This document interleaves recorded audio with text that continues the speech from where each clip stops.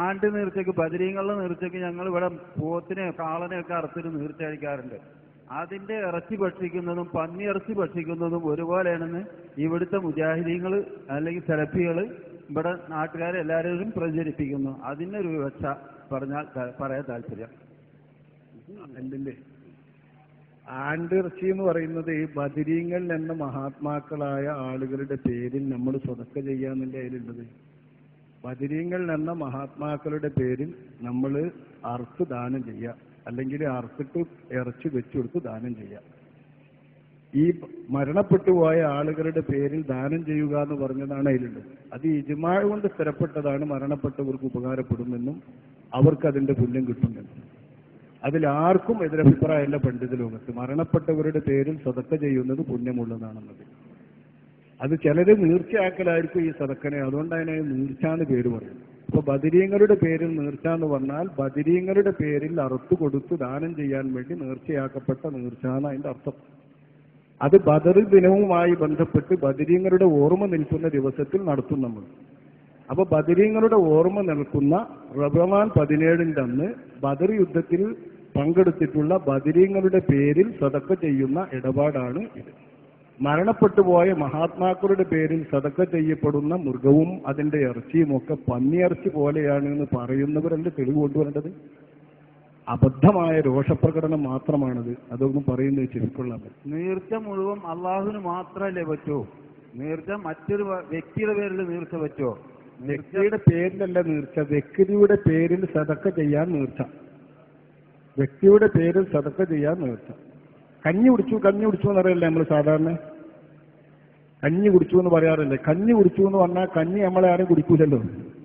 കഞ്ഞിനെ നമ്മൾ കുടിച്ചു എന്നാണ് അതിന്റെ ഉദ്ദേശം എന്ന് വ്യക്തമാണ്. ഇങ്ങനെയുണ്ട് ചില പ്രയോഗങ്ങൾ. അതേ രീതിയിലുള്ള ഒരു പ്രയോഗമാണ് ബദരീങ്ങളുടെ പേരിൽ നീർച്ച. ബദരീങ്ങളുടെ പേരിൽ നീർച്ച എന്ന് പറയുമ്പോൾ തന്നെ ബദരീങ്ങളുടെ പേരിൽ സദക്ക ചെയ്യാൻ നീർച്ച എന്ന അർത്ഥത്തിലാണ് പറയുന്നത്. ചുരുക്കി ഉപയോഗിക്കുന്ന വാചകമേ ഉള്ളൂ. അപ്പൊ ഉദ്ദേശം വ്യക്തമായ ഒരു ചുരുക്കവാചകം പറഞ്ഞിട്ട് ഉദ്ദേശം വ്യക്തമായ ഒരു കാര്യത്തെ നീർച്ചയായിട്ടാണ്. ഉദ്ദേശം വ്യക്തമാണ്, മരണപ്പെട്ടുപോയ ബദരീങ്ങളുടെ പേരിൽ ദാനം ചെയ്യുവാൻ വേണ്ടിയുള്ള നേർച്ച. അതിനാണ് നേർച്ച എന്ന് പറയുന്നത്. ബദരീങ്ങൾക്ക് നേർച്ചയാക്കിയതല്ലത്. ബദരീങ്ങൾക്ക് നേർച്ചയാക്കാന്ന് പറയുന്നതാണ് അള്ളാഹു അല്ലാത്തവർക്ക് നേർച്ചയാക്കാന്ന് പറയാം. ഇനി ഒരാളുടെ വാചകത്തിൽ ബദരീങ്ങൾക്ക് നീർച്ച എന്ന് വന്നാലും മരണപ്പെട്ടവർക്ക് നീർച്ച എന്ന് സാധാരണക്കാരുടെ വാചകത്തിൽ വന്നാൽ മരണപ്പെട്ടവരുടെ പേരിൽ സദക്ക ചെയ്യാൻ നീർച്ച എന്നാണ് അതിന്റെ ഉദ്ദേശ്യം എന്നതുകൊണ്ടും അത് എല്ലാവർക്കും വ്യക്തമായതുകൊണ്ടും ആ അർത്ഥത്തിൽ ആ വാക്കിനെ മനസ്സിലാക്കണമെന്നും അതർത്ഥത്തിൽ തന്നെ സദക്ക ചെയ്യാനുള്ള നേർച്ചയാണതെന്നുമാണ് മഹാനായ ഇബ്നു ഹജർ തുടങ്ങി ഒരുപാട് ആളുകൾ വ്യക്തമാക്കിയത്. നമ്മളെ ഫിഖിന്റെ കിതാബുകൾ വളരെ സവിസ്തരം ചർച്ച ചെയ്തിട്ടുണ്ട്. ഈ വിഷയത്തെ എടുത്തു പൊക്കിയിട്ട് മരണപ്പെട്ടവർക്ക് വേണ്ടി നീർച്ചയാക്കേണ്ടത് നീർച്ച അള്ളാഹ്ക്ക് ചെയ്യാൻ പറ്റുള്ളൂ എന്ന് വെറുതെ ദുർവ്യാഖ്യാനം ചെയ്ത് പ്രശ്നം ഉണ്ടാക്കുന്നതാണ്. മരണപ്പെട്ടവരുടെ പേര് ബദരീങ്ങളെ പേരിൽ നീർത്താന്നല്ല നിങ്ങൾ സംസാരിച്ചു തന്നെ. ബദരീങ്ങളുടെ പേരിൽ നീർത്ത, ബദരീങ്ങളുടെ പേരിൽ നീർച്ച എന്ന് പറഞ്ഞാൽ വളരെ വ്യക്തമാണ്. ബദരീങ്ങളുടെ പേരിൽ അറുത്ത് ദാനം ചെയ്യാനുള്ള നീർച്ച.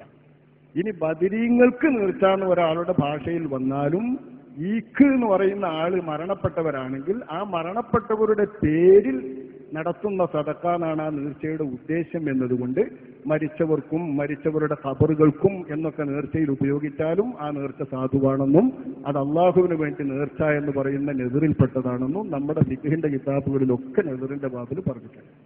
ഇതൊന്നും തൗഹീദിന് വിരുദ്ധ ഏതായാലും അല്ല.